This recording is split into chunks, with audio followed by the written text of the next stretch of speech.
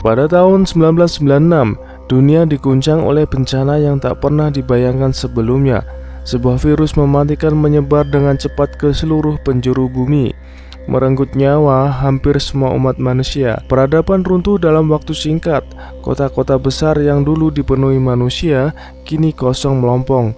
Mereka yang masih selamat terpaksa bersembunyi jauh di bawah tanah, membangun kehidupan baru dalam kegelapan. Di permukaan, manusia tak lagi berkuasa. Jalanan, gedung-gedung, dan reruntuhan kota kini menjadi wilayah liar tempat singa, beruang, dan burung-burung bebas berkeliaran. Dunia seperti diambil alih kembali oleh hewan. Sementara itu, sebuah kelompok misterius yang menamakan diri The 12 Monkeys diyakini sebagai dalang kehancuran ini. 39 tahun kemudian, tepatnya pada tahun 2035, seorang pria bernama James Cole hidup sebagai tahanan di penjara bawah tanah.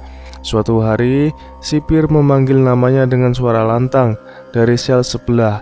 Seorang tahanan bernama Josh berbisik badannya bahwa ia terpilih untuk naik ke permukaan.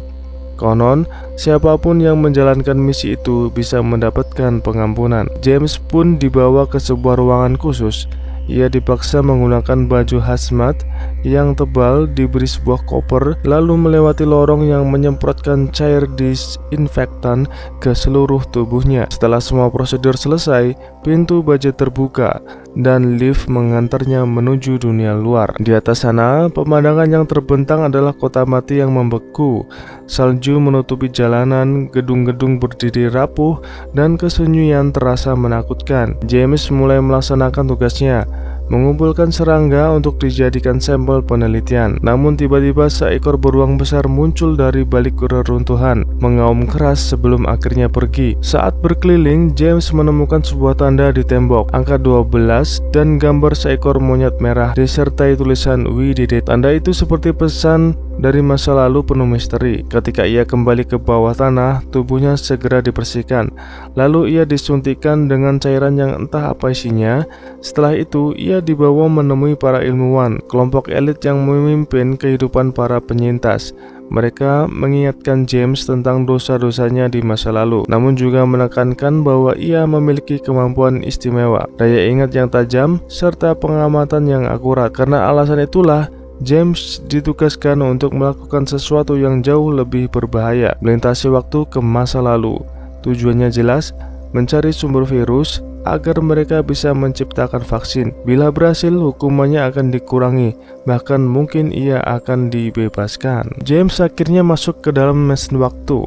Tubuhnya dipasangi kabel-kabel, kepalanya dikunci dengan logam, dan sekejap pandangan sekitarnya hancur berganti cahaya yang menyilaukan. Namun alih-alih tiba di tahun 1996, ia justru terlempar ke tahun 1990.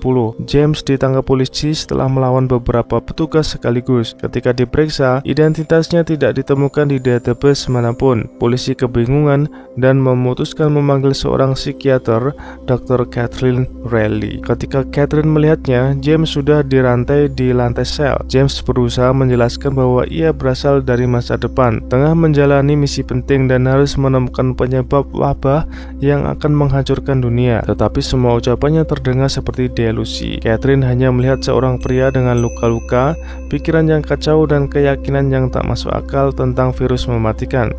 Karena itu, James dinyatakan mengalami gangguan jiwa dan segera dipindahkan ke rumah sakit jiwa. Di rumah sakit itu, James bertemu dengan Jeffrey Coyne, seorang pasien hiperaktif yang tak henti-hentinya berbicara tentang bagaimana korporasi serakah menghancurkan bumi. Jeffrey begitu cerewet, meledak-ledak, dan penuh energi. Dari cara bicaranya, James mulai curiga bahwa Jeffrey mungkin punya kaitan dengan kelompok 12 Monkeys. Sementara itu, James terus berusaha meyakinkan dokter bahwa ia waras.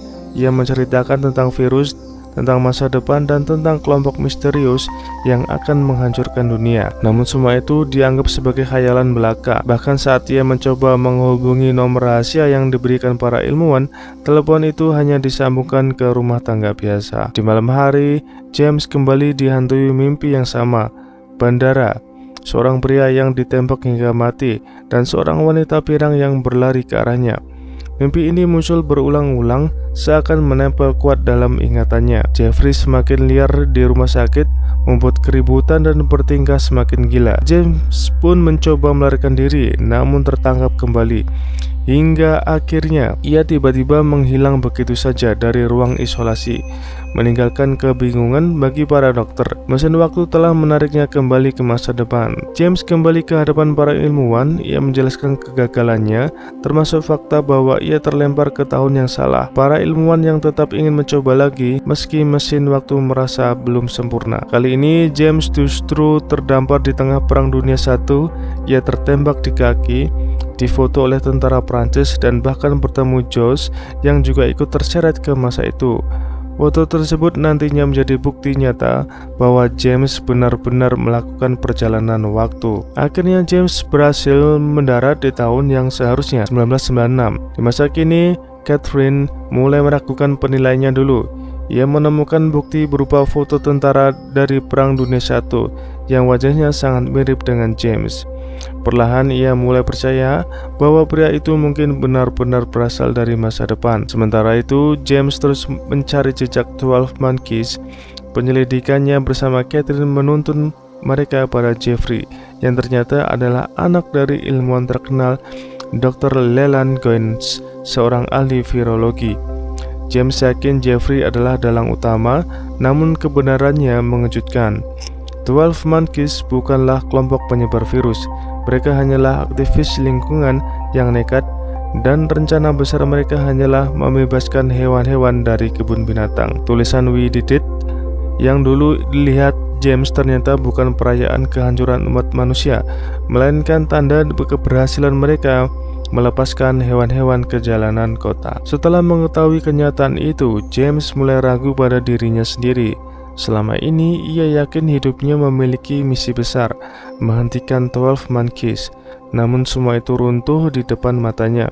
Ia bahkan sempat berpikir bahwa mungkin dirinya benar-benar gila, dan semua yang ia alami hanyalah delusi panjang. Catherine sebaliknya semakin yakin bahwa James berkata jujur. Segala petunjuk akhirnya bermuara di sebuah bandara.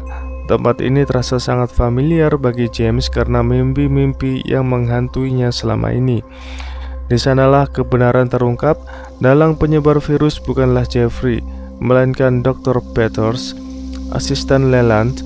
Dialah yang membawa koper berisi sampel virus dan bersiap menyebarkannya ke seluruh dunia melalui penerbangan internasional. James berusaha menghentikannya, namun sebelum sempat menabrak Peters, polisi menembak James lebih dulu. Ia roboh di pelukan Catherine, sementara seorang bocah kecil menatap kejadian itu dari kejauhan. Bocah kecil itu adalah James kecil. Sejak kecil ia memang telah menyaksikan kematian dirinya sendiri. Kenangan itu melekat kuat dalam ingatannya, membentuk lingkaran waktu yang tak pernah bisa ia hindari. Sementara itu, Peters berhasil naik ke pesawat. Di kursi sebelahnya duduk seorang wanita yang ternyata bagian dari kelompok ilmuwan di masa depan. Kisah James Cole berakhir sebagai sebuah tragedi. Ia berjuang keras untuk menyelamatkan dunia, namun takdir sudah ditentukan sejak awal. Lingkaran waktu menutup dirinya, membuat ia terjebak dalam siklus yang sama.